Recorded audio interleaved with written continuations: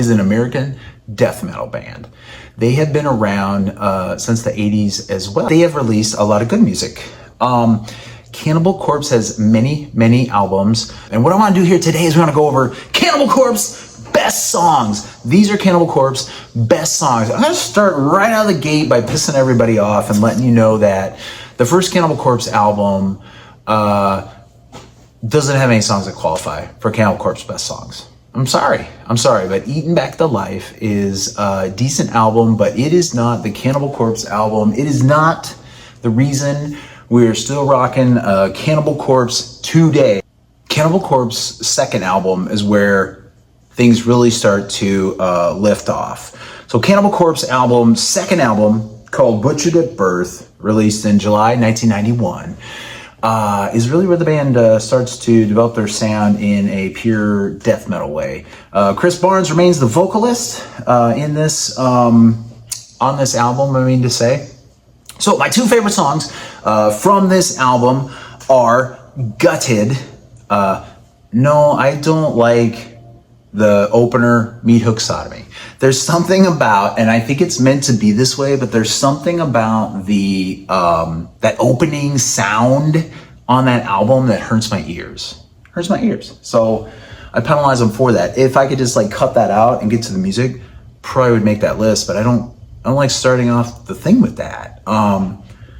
So they have such a gnarly sound at the beginning of a death metal album that I don't care for it. And wow, that's super hypocritical. I get it. And then the second song I like from this album, one of Cannibal Corpse's best songs, is of course Vomit the Soul. Do you agree with me on that?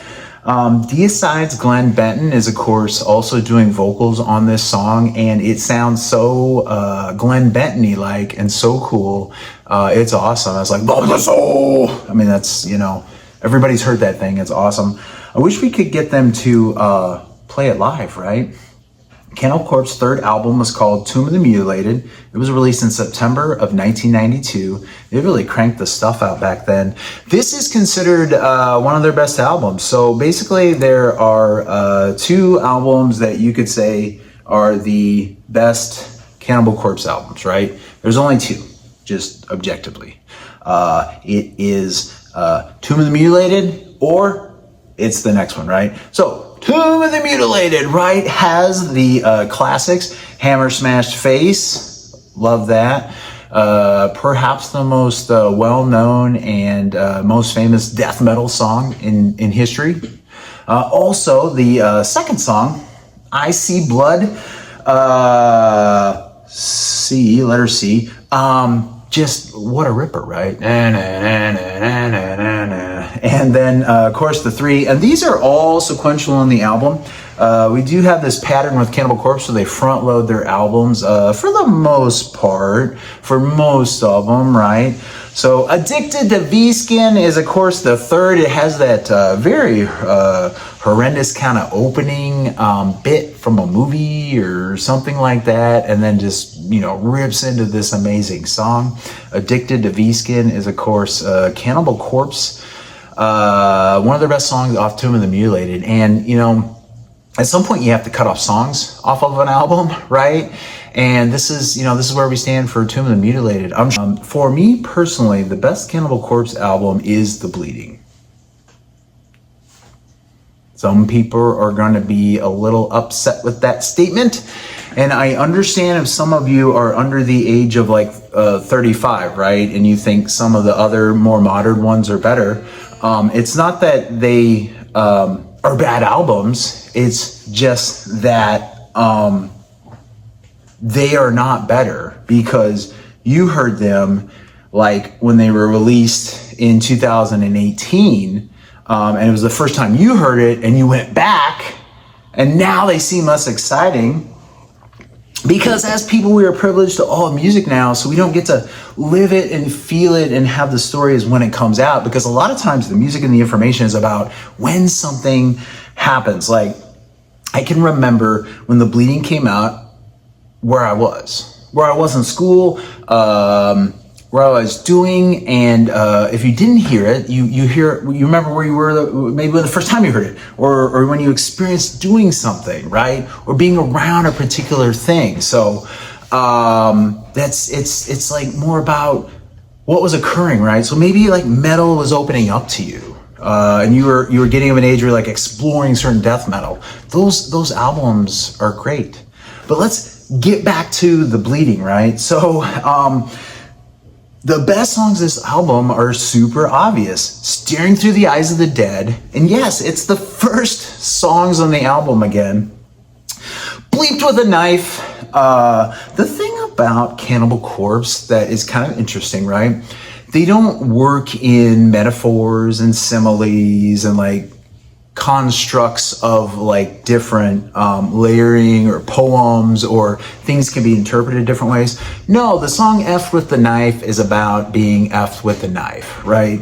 And then the song called Stripped, Raped, and Strangled is about running a daycare. No, I'm just kidding. It is a horrible story about like a serial killer or something else horrible that's going on, that's happening kind of thing. For me personally, SR and Strangled is probably, probably their best song of all time, right? I've met many people where they feel that's the case. I think Chris Barnes feels that's the case. I think a lot of members of CC feel that's the case, right? So it's definitely in the top 5. Let's leave it at that. The Bleeding album came out April 1994. All these are on Metal Blade, so I don't think I have to say that anymore, unless there's one I forgot. And now we're going to shift into the fuzzy era, kind of the fuzzy time when people stopped listening. So in 1996, Cannibal Corpse released in May the Vile record. Vile was an interesting change. Chris Barnes got kicked out of the band. Sorry, Chris. Interesting. I read some stuff why, and it's not clear. They wanted him out. He was a crazy person. I don't know. He did a good job, right? He did a good job, and now he's, kind of coming around. He's doing a 6 Feet Under thing for the whole time. We've got a little video for that if you want to check it out. Check out the Chris Barnes video. It's gotten a lot of views. A lot of people have commented on it. Check it out. So the Vile record, right? I hope you know that I listened to the whole album, but the best song on the album is, of course, Devoured by Vermin. You just Ravenous. You just say it normally. Devoured by Vermin.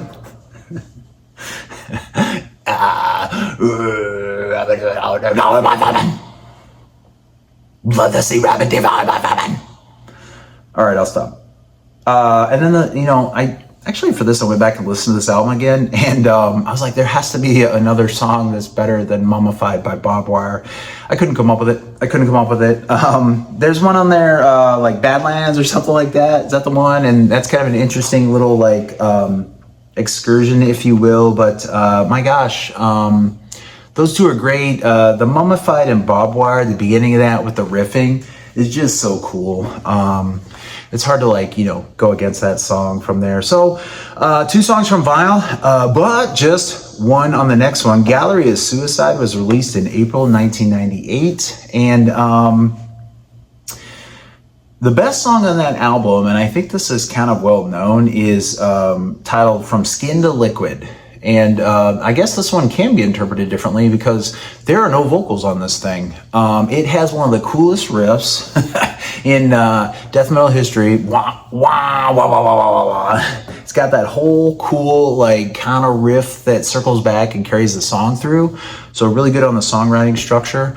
And probably one of the albums that I need to listen to a little bit more, right? Gallery of Suicide, From Skin to Liquid. The next best Cannibal Corpse song would come off of their for me, I need to hang on here a second. I have a treasure hidden away for myself for someday when I need it, when I want it. Have you ever not listened to a band's whole discography, or at least in a way that was more thoughtful?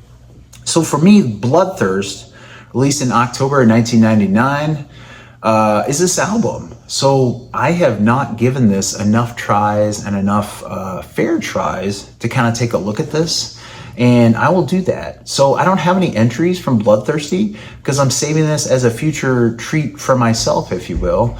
And I think that's kind of fun. I didn't live this album in 99, so I didn't hear it and live through it. This is one I did have to go back to.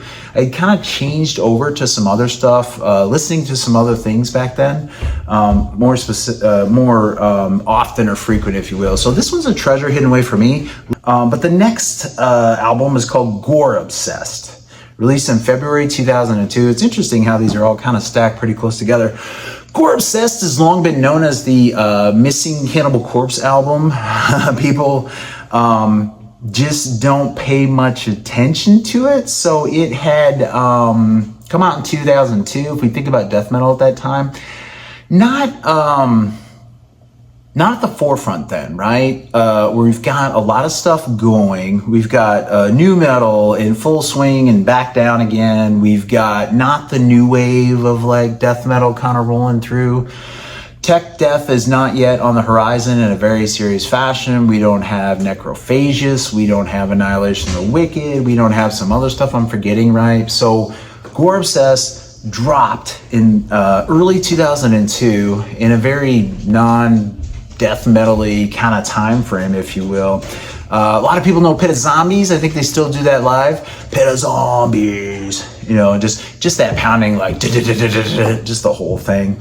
And then the other song that I wanted to raise up from this that I enjoy every time I hear it on the album is Dormant Bodies Bursting. So if you know that song, you can kind of hear Coprsegrinder gutturally saying those words over and over. Dormant bodies bursting. It's just kind of like a fun ride. So that's why I plucked that off of Gore Obsessed. A lot of people kind of find that album a little flat. I think that's the case for this era here, this Vile 96 to what we'll talk about next kind of era, is the production just doesn't punch you in the face, and that's kind of what they were going through back then. They did probably decide not to over compress things in a super bad way, and so that probably had positive results by the end for the sound and the band and kind of like trendy stuff, if you will. But it also like made it feel a little flat amongst other things, right? Is what I'm pointing out. So the next album and the next songs that we're talking about come off of the Wretched Spawn. I think this is a hidden gem that needs to be raised up more. So the Wretched Spawn released in February 2004, almost exactly 2 years after Gore Obsessed. This album is underrated. It's underrated by the fact that a lot of people don't know as many songs from it, if you will. So the best one, of course, is the title track, The Wretched Spawn. Love that, slowed down a touch. It's got that cool kind of chorus. And then one song that I just will always listen to and always really enjoy, the other one I'll raise up here, is called Decency Defiled. So that appears on the front half of the album too. And it is awesome.